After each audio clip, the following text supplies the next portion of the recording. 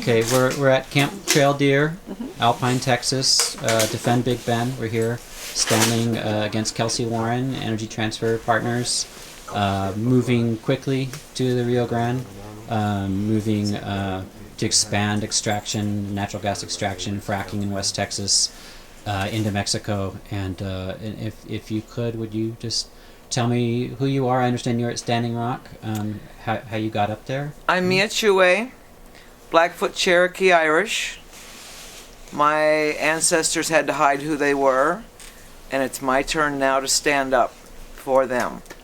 So I went to Standing Rock with the veterans, came back to home in Pueblo, could not acclimate myself back into my home, so now I'm here in Alpine, Texas, and I will continue until this is either done or I'm done. I hear that a lot. People saying that coming back to where they had left from, it didn't fit anymore. No, it just, I couldn't wait to get out of there. Just could not wait to get out of there. So if you could, we've spoken before, but I wanted to invite you to kind of speak about how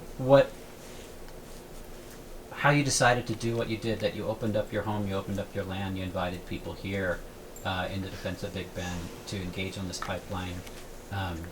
If you want to speak to that. Maybe we should start from when I was raised in John, New Mexico, which please. is considered the gas capital of the world. So I was in this from the beginning, and I moved to this area because there was none of the infrastructure that is apparent in that part of the world. And I wanted to get away from it. It gave me headaches. It made me sick to my stomach personally, but figuratively speaking, it was something that just broke my heart every time I had to go back to my home. That's where my parents are buried. So I still have that connection there and always will. But I feel like if we don't do something as a people, then Mother Earth is going to revolt herself. The tsunami that happened 10 or so years ago. 2011. Well, not that one, Okay. but the one that killed Yeah. 250,000 people at one Okay. time in one moment. Philippines I and really feel like that she's going to be doing a little bit more of that yeah. because she has to survive. And we need to take that as a people, no matter who we are, our color, our race, or whatever, has to do this or we're not going to survive as a group. And so if my part is just one little blip, but it helps, then that's what I'm here for. Okay, I'm Juliana Willers. I currently live in Austin, Texas. I'm a bioanthropologist and ethnobotanist, and I went to Standing Rock to go support my friends who are of the Standing Rock tribe. And as an anthropologist, I felt like it was important for me to witness that movement that began it didn't begin at Standing Rock. It actually, there was an earlier one at Keystone where they did direct nonviolent action as well that people may not be aware of. But some people went from Keystone to Standing Rock and helped kind of get that one going along with the women and the Tribal Youth Council. So I wanted to go support my friends and also to see how they were doing it, because I felt like there were a lot more battles coming up, like this one here, and Standing Rock gave us a really good template to work off of that we can apply to what we're doing here and personalize it as we need to our own home land base, and just to kind of like make sure that Indigenous people stay front and center in this narrative, because we haven't been silent, we just have not been recognized for a very long time. And part of the work I do is I do a lot of online work about Native issues and decolonization, and social media has been invaluable in that respect. I feel like without social media, Standing Rock would not have been what it was, and I'd like for us to keep that momentum going as well. Absolutely. And I just wanted to be a witness to history, if nothing else. So Awesome. yeah. Okay. Yeah, and Lewis, did you want to introduce yourself and talk about how you came out here, how you engaged on the pipeline and working to establish the camps? Yeah. And as me, speaking for myself, I want people to know that my responsibility was try to educate people, try to bring people together, try to unite in the camp or with other camps as well. to make that my difference, my personal difference. And that started with Standing Rock, my time in Standing Rock. That was instilled in me. I got to work with, I got adopted with by the Sioux Nation, the Horse Nation. I got a great opportunity to be awakened in some form. And on my drive back, I said, now what? Now what are you going to do? I want to go back to Standing Rock. I can't. It's not the time. It's not the season. So I decided to come towards this direction. And that, I think, is what started a lot of all what's happening here. I'm just picking up the ball and dashing for the end zone as quick as I can with it. With every- I've always tried to stand up for the little guy and, against big power and people who just have their hands in too many things and take advantage of us and the earth for their greed. And felt like I could come down here and do a little bit, bring some stuff.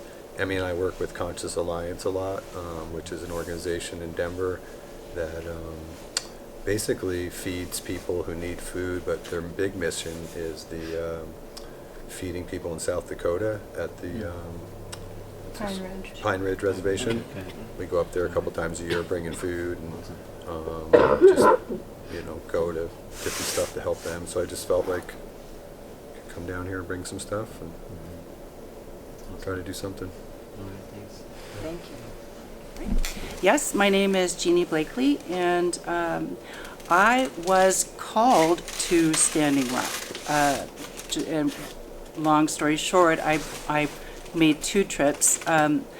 Originally, when I had a very strong urge to go, and there was basically no reason why I couldn't, and a major reason why I should, is the gathering of all of the natives from and I'm Tlingit from Alaska, and as a 13th regional shareholder and the corporations that control, funny enough, the Alaska oil pipeline from 1975, and the raping and pillaging of those natives, and the some 6,000 of the 13th regional shareholders who are still under that suppression, having no benefits from the land, no land at all to call their own, came out to see what I could do about speaking up for them.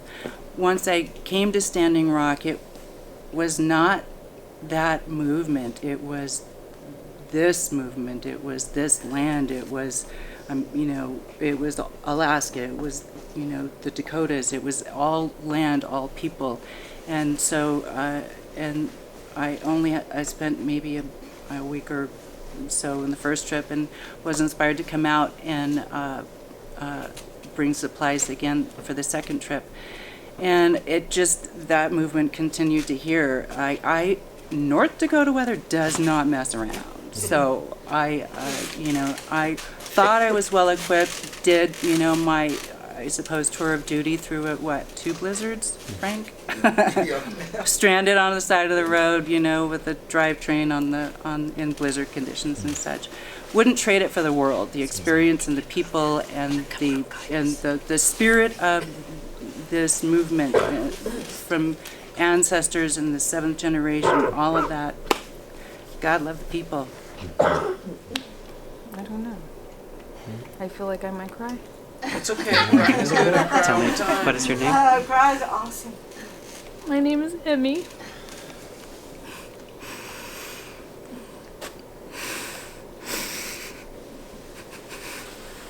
I feel so sad for creation.